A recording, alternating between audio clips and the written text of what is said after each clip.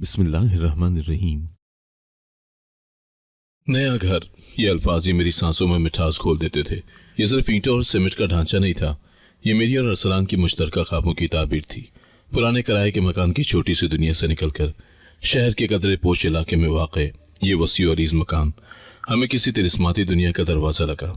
मैंने कितने शौक से एक एक चीज़ की पैकिंग की थी, हर संदूक को खुद अपने हाथों से बंद किया था। दिल में एक अजीब सी गुदगुदी थी, एक नामालूम खुशी का एहसास जो मुझे सोने नहीं दे रहा था। खुशी खुशी अपनी पैकिंग की और नए घर में मियाँ के साथ आ गई। सफ़र थका देने वाला था, लेकिन जैसे ही हम गाड़ी से उतरे और इस नए मकान की दहलीज को पार किया, मैं अपनी सारी थकन भूल गई। सामान उतारने और सेट करने में सारा दिन गुजर गया।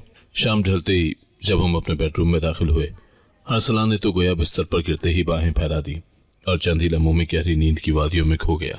वो दिन भर की मुशक्कत से चूर था। सारा, मैं तो बस मरा जा रहा हूँ, वो धीरे से बड़बड़ाया। तुम भी थोड़ा आराम कर लो, बाकी काम कल देखेंगे। मगर मुझे नींद कहाँ। मेरे अंदर तो जैसे हजारों जुगनू जगमगा रहे थे। ये मेरा अपना घर था, जिसे मुझे भी पूरी तरह देखना था। इसका हर कोना, हर दरो दीवार मेरा मुंतजिर था। अरसलान के खराटों की मध्यम आवाज मेरे कानों में पड़ रही थी, लेकिन मैं बिल्कुल बेहिस्सो हरकत लेटी नहीं रह सकती थी। मैं आहिस्ता से बिस्तर से उठकर खड़ी हुई। इसका ख्याल रखा कि अरसलान की नींद खराब ना हो। आधी रात का वक्त था और मैं खामोशी से चप्पलें पहने बगैर नंगे पांव उस नए घर की वसअत को महसूस करने लगी। दालान से गुजरते हुए मुझे इस घर की खामोशी कुछ भारी सी लगी, जैसे ये खामोशी बहुत कुछ छुपा रही हो। हर कदम पर लकड़ी के फर्श से उठने वाली मध्यम सी चरचराहट भी मुझे चौंका रही थी। मैंने सोचा शायद ये नया माहौल है, जल्द ही सब मामूल पर आ जाएगा। मैंने किचन, डाइनिंग एरिया और ड्राइंग रूम का एक सरसरी चक्कर लगाया। हर चीज अभी खाली थी, लेकिन मेरे जहन में पहले से ही सजावट के खाके तैयार थे। मैंने पलटकर सोते हुए अरसलान को देखा और दिल ही दिल में अहद किया कि मैं इस घर को जन्नत बना दूंगी। फिर आखिर थक हार कर मैं बिस्तर पर आई और जैसे तैसे रात कर दी। सुबह काजिब का वक्त था। मैंने जल्दी से उठकर नमाज अदा की। सूरज की पहली किरणें जब खिड़की के शीशों से छन कर अंदर आई तो उस घर की खूबसूरती और निखर गई। नाश्ता करने के बाद मैंने बाकायदा घर का दौरा शुरू किया। ये घर 2 मंजिला था और नीचे के हिस्से को हमने कल ही देख लिया था। अब मैं पहली मंजिल पर थी। एक एक कमरे में गई, पर्दे हटाए और खिड़कियां खोली। ये एक खूबसूरत पुराना मकान था जिसमें जदीद तज़ीन व आराइश की गई थी, लेकिन इसके बावजूद इसमें एक खास किस्म के पुराने दौर का बांगपन बरकरार था। जब मैं मरकजी राहदारी में खड़ी थी और अपने चारों तरफ देख रही थी, अचानक मेरे रोंगटे खड़े हो गए। यह एहसास इतना अचानक और इतना वाज़ेह था कि मैं वहीं रुक गई। मुझे लगा जैसे मैं अकेली नहीं हूँ। ये किसी गहरी नज़र का एहसास था, एक ऐसी नज़र जो मुझे ऊपर से नीचे तक घूर रही थी। ये नज़रें गैर मरई थी, मैं उन्हें देख नहीं सकती थी, लेकिन मैं उनके वजूद को अपने पूरे जिस्म में महसूस कर सकती। अनदेखी नज़रों का एक हिसार था जो मुझे चारों तरफ से बेचैन किए जा रहा था। मैंने फौरन पलट कर देखा। राहदारी खाली थी, सामने सीढ़ियाँ थी और दूसरी तरफ कमरे के दरवाजे बंद थे। कोई नहीं था। ये क्या पागलपन है सारा, मैंने खुद से सरगोशी की। शायद थकन और नया माहौल मुझ पर हावी हो रहा है। इतने बड़े घर में पहली बार आई हूँ, घबराहट हो रही होगी। मैंने खुद को तसल्ली देने की भरपूर कोशिश की, लेकिन वो नागवार एहसास रुका नहीं। ऐसा लगा जैसे कोई मेरे हर अमल को बगौर देख रहा है, जैसे मैं एक थिएटर की स्टेज पर हूँ और बहुत से लोग मुझे पर्दे के पीछे से देख रहे हैं। मैंने गहरी सांस ली और उस खौफ को नज़रअंदाज करने का फैसला किया।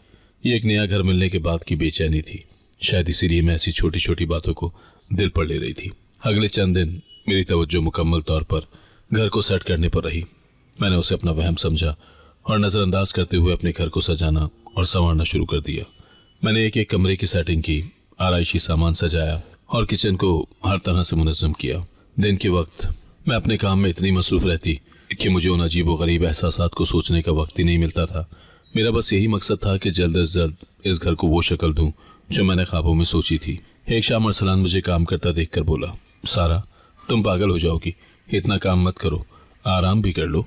ये घर कहीं भागा नहीं जा रहा। तुम हमेशा इतनी मेहनती रही हो, लेकिन थोड़ा ख्याल तो अपना भी रखो। मैंने मुस्कुराते हुए कहा, बस थोड़ा सा रह गया है और फिर हमारा घर किसी महल से कम नहीं लगेगा। ये मेरी अपनी जगह है और मुझे इसकी सजावट में लुत्फ आ रहा है। मैं खुशी खुशी ये सब कर रही हूँ, थकावट बिल्कुल महसूस नहीं हो रही। तभी उसके फ़ोन पर एक कॉल आई। बात करने के बाद उसके चेहरे पर परेशानी के आसार फैल गए। उसने फ़ोन रखा और संजीदगी से मेरी तरफ देखा। सारा, मुझे इमरजेंसी में एक अहम प्रोजेक्ट के सिलसिले में शहर से बाहर जाना पड़ रहा है। शायद 4-5 दिन लग जाए। ऑफिस में अचानक ये ज़रूरत पड़ गई है। मैं एकदम आसुर्दा हो गई। क्या, इतनी जल्दी? और मैं अकेली? अभी तो हम शिफ्ट हुए, मुझे तो यहाँ आते ही अजीब सी घबराहट हो रही है। मैं जानता हूँ मेरी जान, मैं भी नहीं जाना चाहता, लेकिन ये काम बहुत अहम है। वो फिक्रमंद था। शायद मेरे चेहरे की घबराहट देखकर उसे भी तशवीश हो रही थी। मैंने बहुत कोशिश की कि ये जिम्मेदारी किसी और को मिल जाए, मगर बॉस ने साफ इनकार कर दिया। तुम फिक्र मत करो, मैं तुम्हें तसल्ली दे रहा हूँ, लेकिन मेरा दिल खुद घबरा रहा है। अगर तुम्हें कुछ भी अजीब लगे या कोई मसला हो तो फौरन मुझे कॉल करना। मैं किसी भी सूरत में वापस आ जाऊंगा। तुम चाहो तो अपनी अम्मी को बुला लो। मैंने एक गहरी सांस ली, अपनी घबराहट को छुपाया और उसे गले लगाया। हाँ, बिल्कुल फिक्र न करें, मैं बहुत बहादुर हूँ। मुझे इस घर में कोई डर नहीं लगता। अम्मी को तकलीफ देने की जरूरत नहीं। आप अपना काम इत्मीनान से खत्म करके आए, मैं यहाँ बिल्कुल ठीक रहूंगी। बस अपना ख्याल रखिएगा। मैंने उसे मसनूई इत्मीनान दिलाकर भेज दिया। मैंने खुद को मजबूत दिखाया ताकि वो अपना काम सुकून से कर सके। मगर जैसे ही दरवाजा बंद हुआ और उसकी कार की आवाज दूर हुई तो वो तमाम खौफ जो मैंने खुद से छुपाया हुआ था एक खौफनाक साए की तरह मुझे घेरने लगा। मैं इस वसीओ अरीज बिल्कुल नए मगर पुरस्कार घर में अब मुकम्मल तौर पर अकेली थी और अनदेखी नजरों का हिसार मजीद तंग हो चुका था, जो मुझे खुलेआम बेचैन करके रखने लगा था। अरसलान को शहर से बाहर गए हुए 3 दिन बीत चुके थे। नया घर मिल गया था और मैं काम खत्म करके थोड़ी मुतमईन भी थी, लेकिन तसल्ली सिर्फ ज़ाहिरी थी। अंदर की दुनिया में एक अनदेखे खौफ का राज था, जिसकी वजह वो अजीब नजरें थी जो मुझे हर आते जाते पर महसूस होती थी। अब तक मैं घर की सजावट में मसरूफ रही थी, इसीलिए ज्यादातर वक्त 4 दीवारी के अंदर ही गुजरा।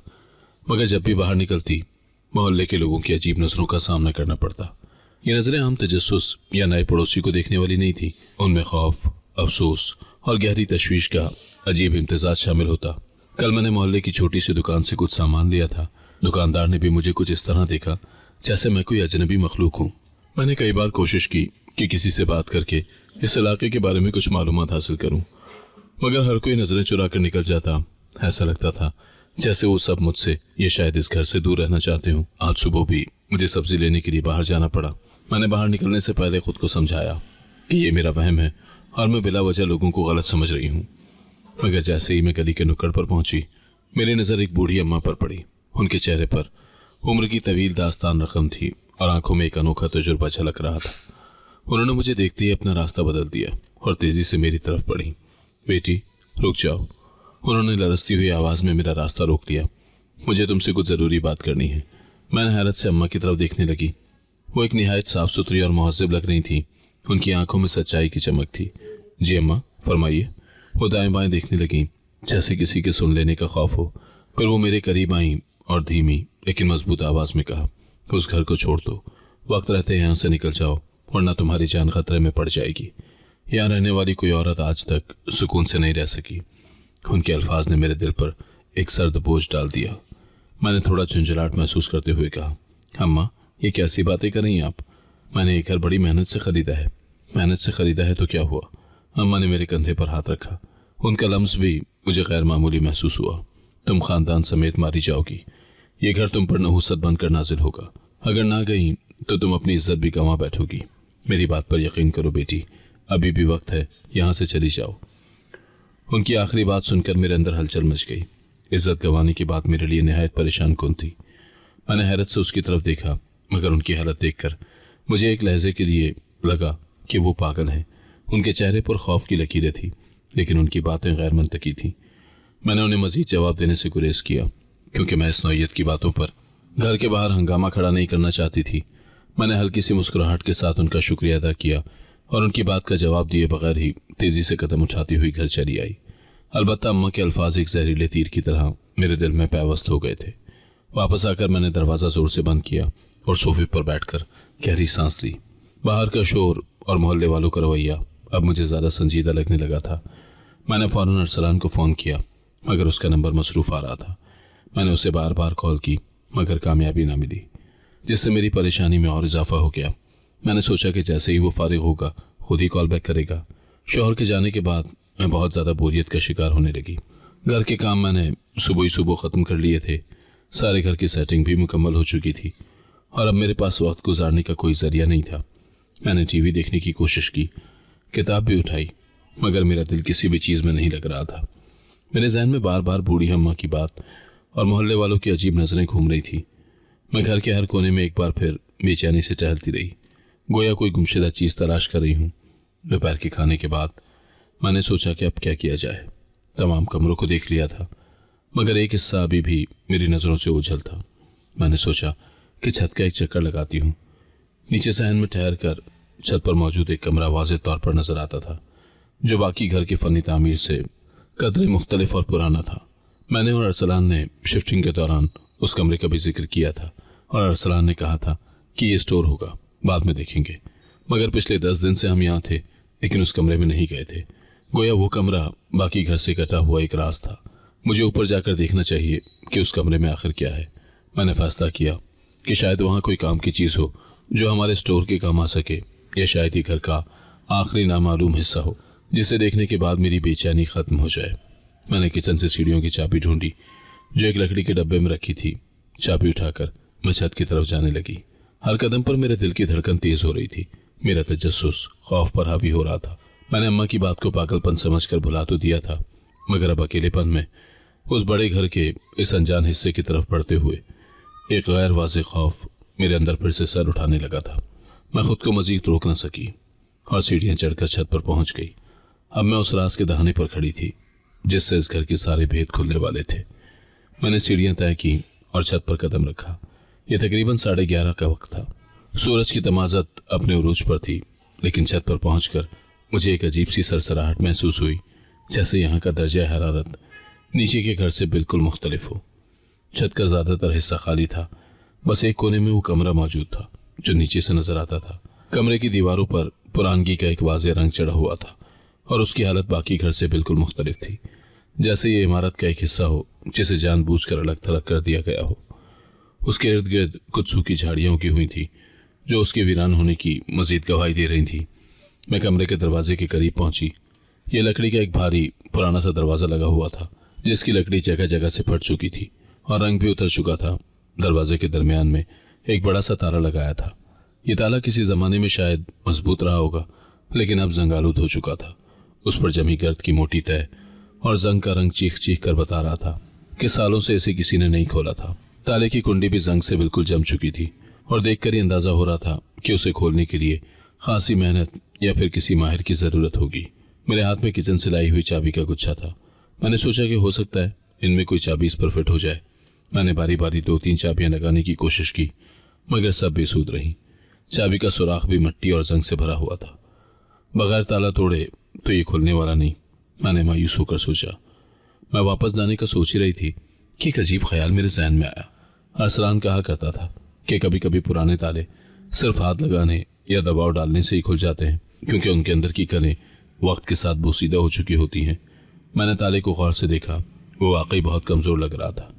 मैंने अपना हाथ बढ़ाया और महज तजस्सुस के तहत ताले पर जोर से नहीं बल्कि आहिस्तगी से हाथ रखा और हल्का से खींचने की कोशिश की। मेरी हैरत की इंतहा न रही। जब मैंने ताले को हाथ लगाया तो वो खुलता चला गया। 1 सेकंड भी नहीं लगा और वह जंग आलूद कुंडी खट से खुल गई, जैसे किसी गैर मरी ताकत ने उसे खोल दिया हो। वो ताला मेरे हाथ में आ गया, भारी और सर्द। ये मंजर देखकर मेरे दिल की धड़कन एक लम्हे को रुक गई। ये कोई मंतकी बात नहीं थी। एक बंद और जंग आलूद ताला इतनी आसानी से कैसे खुल सकता था? मेरे जहन में फौरन बूढ़ी अम्मा के अल्फाज गूंजे, इस घर को छोड़ दो। उस लम्हे मुझे महसूस हुआ जैसे मैं एक ऐसी हद पार कर रही हूँ जहाँ से वापसी मुश्किल है, लेकिन तजस्सुस और अंदर छुपी हुई बेचैनी ने मुझे आगे बढ़ने पर मजबूर कर दिया। मैंने खुला हुआ ताला एक तरफ रखा और दरवाज़ा आहिस्ता से धकेला। चरचराहट की एक तेज़ आवाज़ के साथ दरवाज़ा खुला। मैं कमरे के अंदर दाखिल हुई तो मुझे अजीब सा एहसास हुआ। बाहर शदीद गर्मी थी, मगर कमरे में कदम रखते ही मुझ पर सर्दी की एक लहर मेरे जिस्म में सरायत कर गई। ये कोई आम ठंडक नहीं थी, ये किसी सर्द खाने की सी ठंडक थी जो मुझे कमर के बीचों बीच से लगी। हालांकि बाहर मौसम नॉर्मल था और दिन का वक्त था, इस ठंडक ने मेरे जिस्म पर सनसनी दौड़ा दी, जैसे हजारों सुइयां चुभोई गई हूँ। कमरे में शदीद अंधेरा था, खिड़कियां बंद थीं और उन पर गहरे मोटे पर्दे लटके हुए थे। मैंने मोबाइल की फ्लैश लाइट ऑन की। रोशनी की मध्यम सी शुआ ने कमरे के अंदर का मंजर दिखाया। हर तरफ जाले लटक रहे थे जो सालों की गर्द और गलाजत को अपने अंदर समेटे हुए थे। हवा बिल्कुल साकन थी, गोया वक्त इस कमरे में ठहर गया हो। मैंने कदम उठाया और मजीद आगे बढ़ी ताकि किसी खिड़की तक पहुंचकर उसे खोल सकूं। तभी मुझे एहसास हुआ जैसे कोई मेरे पीछे से गुजरा हो। यह एक साए का एहसास था, एक सरसराहट, जैसे कोई निहायत तेजी से मगर खामोशी से मेरे पहलू से गुजरकर दीवार के साथ मिल गया हो। मेरा सारा वजूद सकते में आ गया। मेरे जिस्म पर अभी भी सर्दी की लहर तारी थी। मैंने फौरन पीछे मुड़कर देखा। फ्लैश लाइट की रोशनी में अंधेरे में डूबी दीवारों के सिवा वहां कोई नहीं था। दरवाजा अभी भी थोड़ा सा खुला हुआ था, जैसे बाहर की तेज रोशनी का एक खत अंदर आ रहा था। मैंने तेजी से रोशनी दरवाजे के आसपास डाली, मगर सब खाली था। ये तो मेरा वहम है। मैंने खुद को यकीन दिलाने की कोशिश की। उस कमरे में सालों से कोई नहीं आया। ये बस यहाँ की ठंडक की वजह से हो रहा है। लेकिन मेरा दिल मेरी बात मानने को तैयार नहीं था। उस माहौल में एक गैर इंसानी मौजूदगी का एहसास बहुत गहरा और वाज़ेह हो चुका था। मैंने एक और कदम आगे बढ़ाया। अब की बार मेरा ध्यान फर्श पर पड़ा। फर्श पर जगह जगह पुराने फर्नीचर के धुंधले नक्श नजर आ रहे थे, लेकिन सब खाली थे। कमरे के कोने में एक पुराना कपड़े का ढेरा पड़ा था और उसके करीब एक कदीम और बहुत बड़ा आईना दीवार के साथ लगा हुआ था। मैं जब आईने की तरफ बढ़ रही थी तो फिर से मेरे पीछे एक हल्की सी आहट का एहसास हुआ। इस बार वो आहट ज्यादा वाज़ेह थी, गोया किसी ने सांस दी हो। मैंने बेख्तियार तेजी से सांस अंदर खींचा और पीछे मुड़कर देखा। बिल्कुल खामोशी, खौफ और तजस्सुस की जंग मेरे अंदर उरूज पर थी। मैंने जल्दी से फैसला किया कि अब मुझे इस कमरे से बाहर निकल जाना चाहिए। मगर जैसे ही मेरा ध्यान दरवाजे की तरफ गया, मेरे सर में एक शदीद दर्द की लहर उठी और मेरी आंखों के सामने अंधेरा छाने लगा। मैंने जल्दी से खुद को संभाला, दीवार का सहारा लिया और आंखें बंद करके जोर जोर से सांस लेने लगी। जैसे ही मैंने दोबारा आंखें खोली, कमरे का अंधेरा मुझे ज्यादा गहरा महसूस हुआ।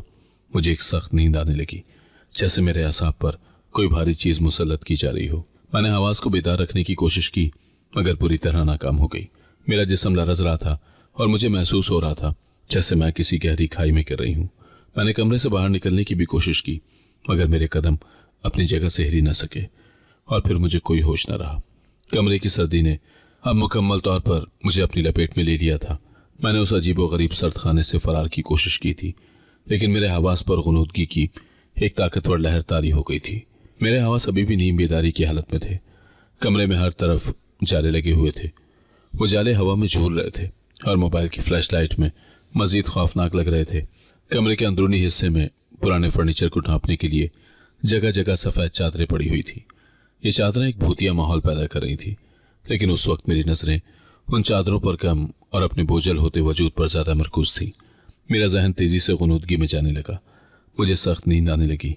ये थकन की नींद नहीं थी, बल्कि ऐसा महसूस हो रहा था जैसे मेरे दिमाग पर कोई भारी चीज रख दी गई हो, जो जबरदस्ती मेरे हवास को बेकार कर रही हो।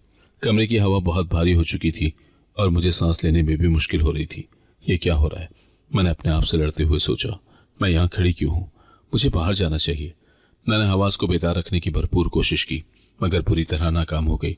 मेरी पलकें खुद ब खुद झपकने लगी और मेरी टांगें मेरा बोझ संभालने से इनकारी हो गई। मैंने कमरे से बाहर निकलने की भी कोशिश की। एक दो कदम दरवाजे की सिमत बढ़ाए, लेकिन मेरा सर चकराने लगा और जिस्म पर काबू खत्म हो गया। मेरे हलक से एक मध्यम सी चीख निकली, मगर वो कमरे की खामोशी में डूब गई और फिर मुझे कुछ होश न रहा। मैं कहाँ गिरी, कब तक गिरी रही, इस दौरान क्या हुआ, मुझे किसी चीज की खबर नहीं रही। मैं एक गहरे स्याह खला में डूब चुकी थी। जब मेरी आंख खुली तो मैंने महसूस किया कि कमरे में अंधेरा मजीद गहरा हो चुका है। मैंने घबरा कर आंखें खोली और इर्द गिर्द का जायजा लिया। मेरे मोबाइल की फ्लैश लाइट शायद गिरकर बुझ चुकी थी। खिड़की के मोटे पर्दों के बावजूद मैं देख सकती थी कि सूरज ढल चुका था।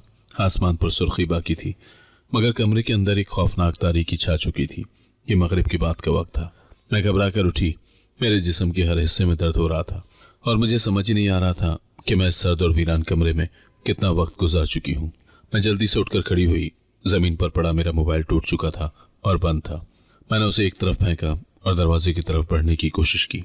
तब मेरी नजर अपने आप पर पड़ी। अपनी हालत देखकर मैं सहम गई थी। मेरा लिबास तक बिखरा हुआ था। मेरी कमीज कराहत अंगेज हद तक उलझी हुई थी और कमर की डोरियां खुली हुई थी। ये देखकर मेरे होश उड़ गए कि मैं किस हालत में थी। मैंने अपने बिखरे हुए बालों को एक झटके से पीछे किया और जल्दी से खुद को संभाला। मेरा हाथ लाशऊरी तौर पर अपने लिबास को दुरुस्त करने लगा। मेरे दिल की धड़कन खौफ से बेकाबू हो चुकी थी। मैंने खुद से सवाल किया, मेरे साथ क्या हुआ? मैंने सोचा कि शायद मैं गिर गई होंगी और बेहोशी में मेरा लिबास बिगड़ गया होगा, लेकिन मेरे अंदर का एहसास कुछ और ही कहानी सुना रहा था। मैं फौरन दरवाजा खोलकर बाहर निकल जाना चाहती थी, लेकिन जैसे ही मैंने कदम उठाया, अचानक ही गर्दन की पिछली तरफ मुझे शदीद दर्द का एहसास हुआ। यह दर्द इतना तेज था कि एक लम्हे के लिए मेरी सांस रुक गई। मैंने बेख्तियार गर्दन को छुआ तो वहां जिल्द पर किसी चीज के कटाव या खराश महसूस हुई जो अभी भी जल रही थी। जिस कोने में वो कदीम आईना था वहां अभी भी कम रोशनी थी, क्योंकि दरवाजा खुला होने के बावजूद खिड़कियों के बंद होने की वजह से रोशनी की कमी थी। मेरे मोबाइल की फ्लैश के बगैर यह कमरा किसी आसेब कदे से कम नहीं था, लेकिन मुझे अपनी गर्दन पर मौजूद जख्म को फौरन देखना था। सामने आईना लगा हुआ था। मैं बमुश्किल उसकी तरफ पलटी। पुराने जमाने का वो बड़ा आईना गर्द आलूद अब मेरी सिसकियां और घबराहट मुनाकिस कर रहा था।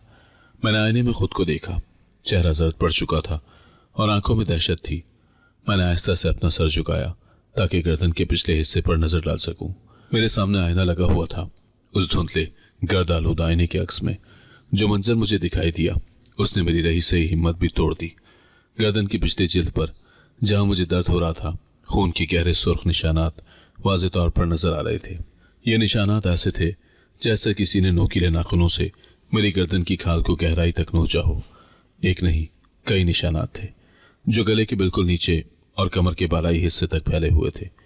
ये मंजर मेरी आंखों के सामने ऐसा खौफनाक और नाकाबिले यकीन था कि मेरा पूरा जिस्म ठंडा पड़ गया। ये कोई गिरने से लगने वाली चोट नहीं थी।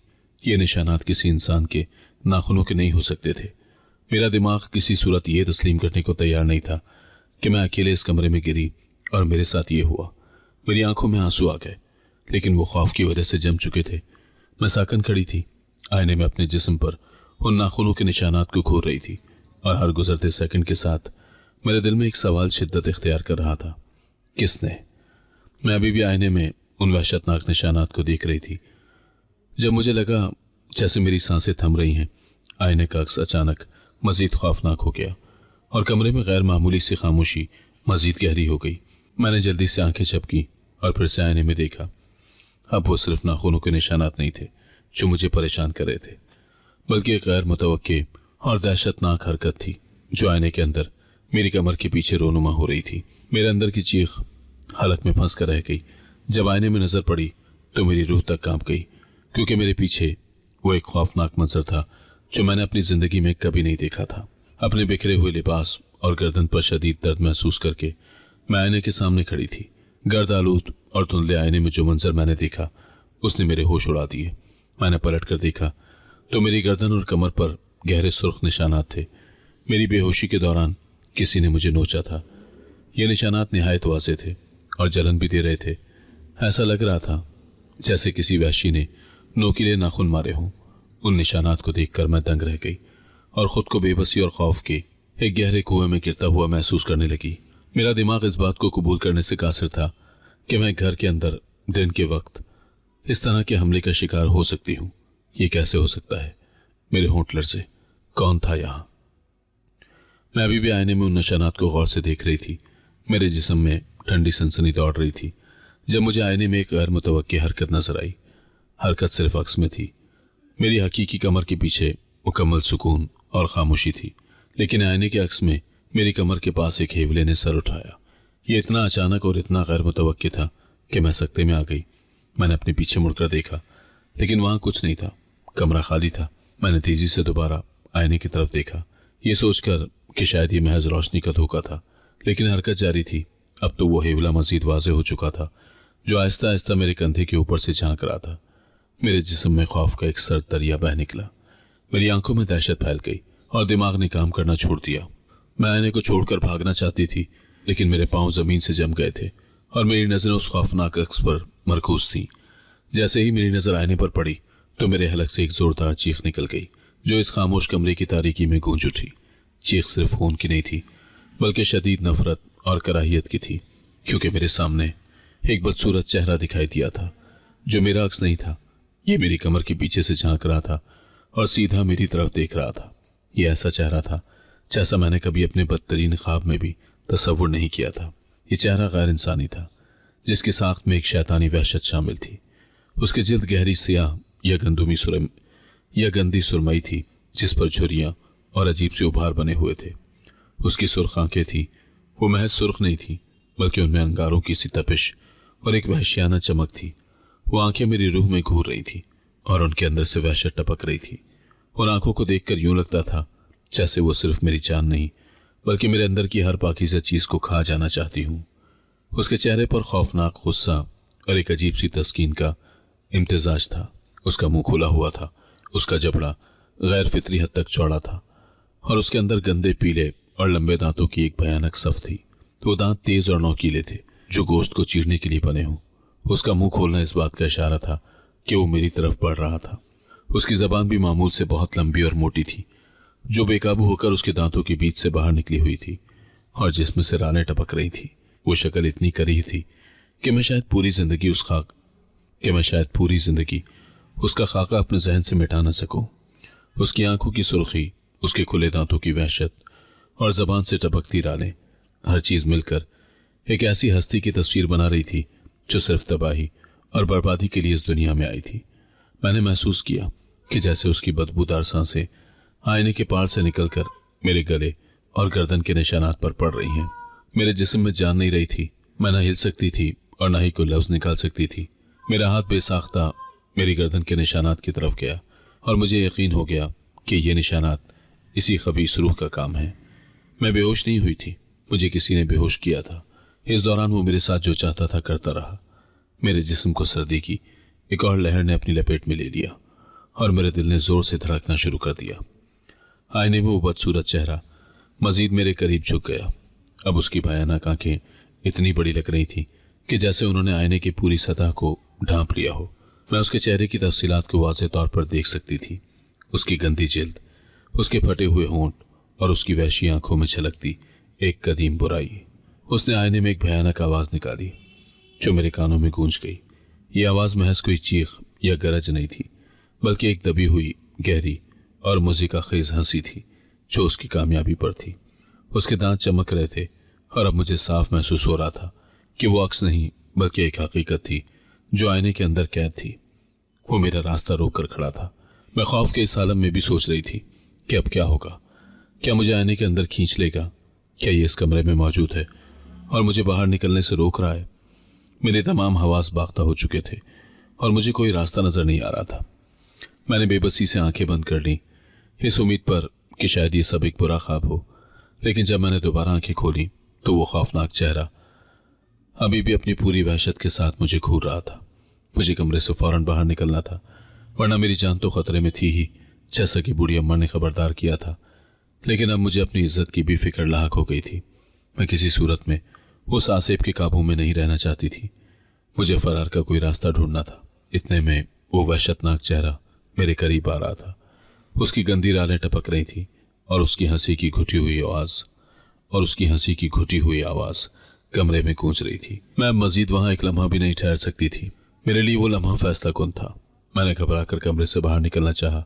मेरे जिस्म में एक अजीब सी ताकत आई जो शायद खालिस खौफ की देन थी। मैं पीछे हटी, आईने से नजर हटाई और अंधेरे में दरवाजे के सिमत भागी। मैंने भागते हुए जोर जोर से चीखें मारना शुरू कर दी। मेरे हलक से बेसाख्ता चीखें निकल रही थी। वो मेरी अपनी आवाज नहीं थी, बल्कि रूह की खौफनाक पुकार थी। शायद उन चीखों की गूंज नीचे घर में सुनाई ना देती हो, लेकिन मेरे लिए वो उस वक्त मेरा वाहिद हथियार थी। मैं फौरन दरवाजे की तरफ बढ़ी, जो अभी भी थोड़ा खुला हुआ था।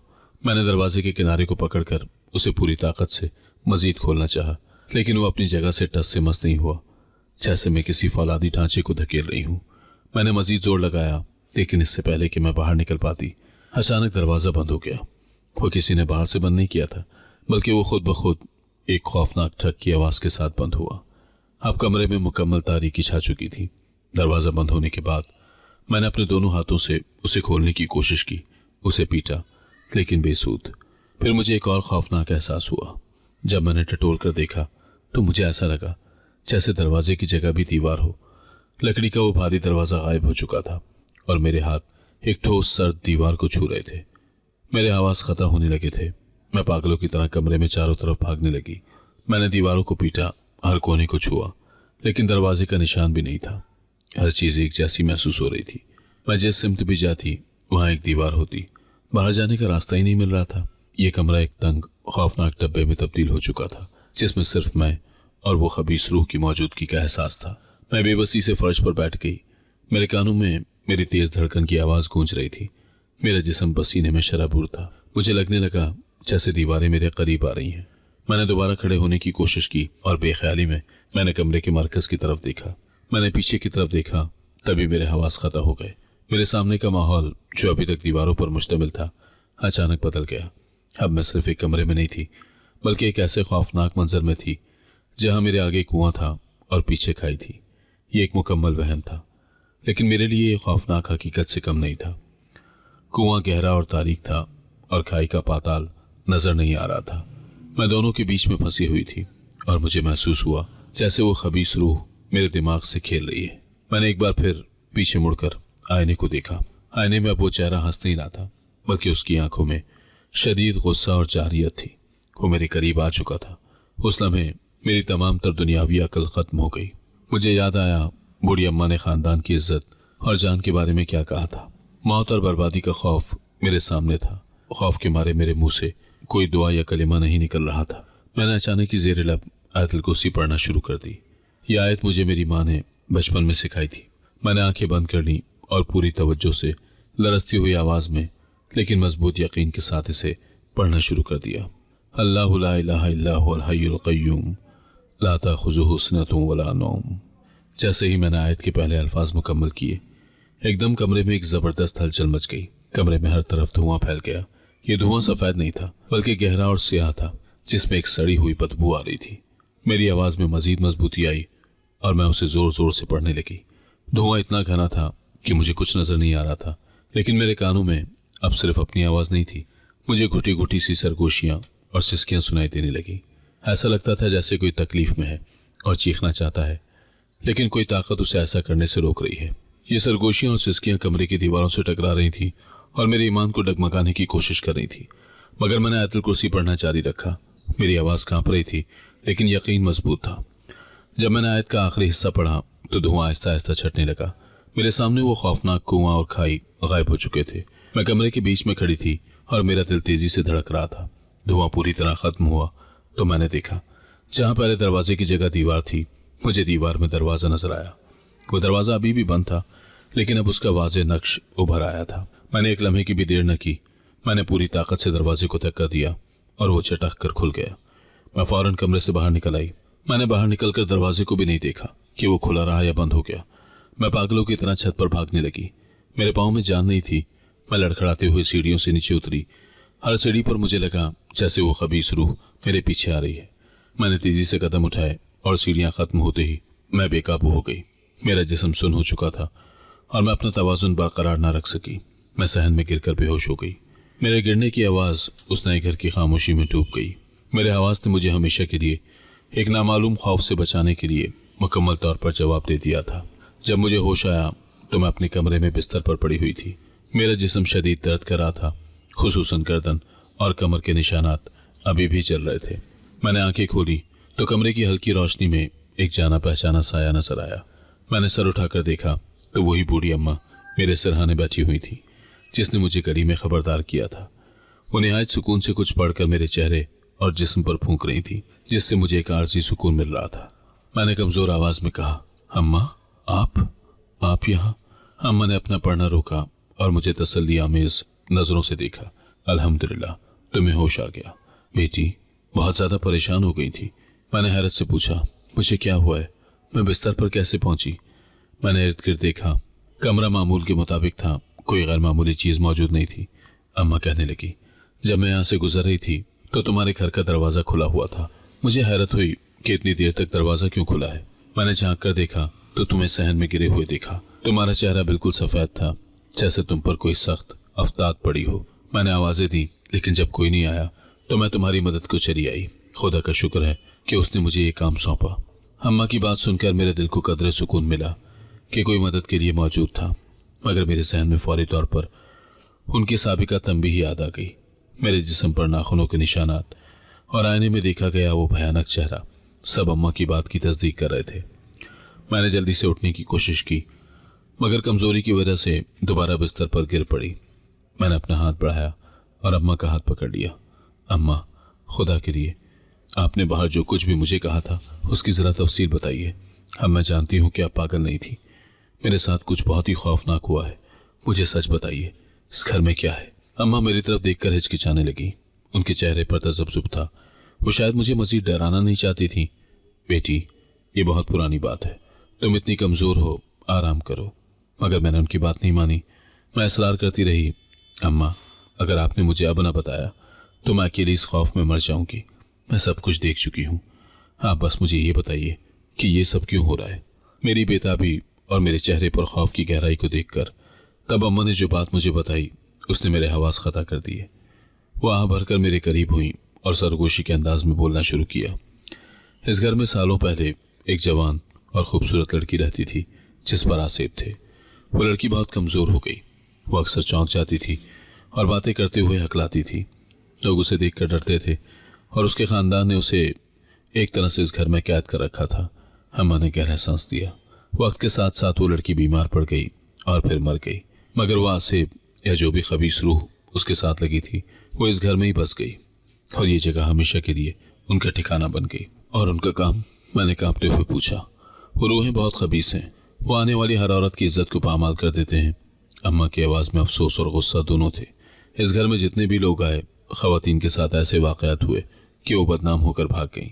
मेरे जिस्म पर फिर से सर्दी की लहर दौड़ गई। मुझे अपनी कमर पर नाखूनों के निशानात और बिखरे हुए लिबास की याद आई। मेरी आंखों में आंसू आ गए। मैंने जल्दी से आंसू पोंछे। अम्मा ने मजीद बताया, ये बात इलाके में मशहूर हो गई थी। सालों पहले एक बुजुर्ग ने यहाँ पर पढ़ाई करके इस खबीस रूह को ऊपर वाले कमरे में बंद कर दिया था। उन्होंने उस कमरे पर तावीज़ वाला ताला लगाया था और उसे हमेशा के लिए सील कर दिया था। वहाँ से वो रूह सिर्फ यहाँ आने वाले लोगों को डरा ही सकता था, लेकिन उनकी इज्जत पर हाथ नहीं डाल सकता था। इसीलिए वो कमरा पिछले कई सालों से बंद पड़ा था। फिर अम्मा ने अफसोसनाक नज़रों से मेरी तरफ देखा। और तुमने नादानी में तुमने उस कमरे का ताला खोलकर उस खबीस जिन को आज़ाद कर दिया था। मुझे यकीन नहीं आ रहा था कि मैंने अपनी मौत और बर्बादी का रास्ता खुद अपने हाथों से खोला है। मैंने उस जंगालूद ताले को हाथ लगाया था और वो खुलता चला गया था। वो ताला सिर्फ जंगालूद नहीं था, वो एक हिफाजती हिसार था। इस इंकिशाफ के बाद मैं एक लम्हे भी अकेले रहने का सोच नहीं सकती थी। मैंने अम्मा को अपने पास ही रोक लिया था। मैंने हाथ जोड़कर उनसे इल्तिजा की कि वो रात मेरे पास ठहर जाए। डर के मारे मुझे रात भर नींद नहीं आने वाली थी।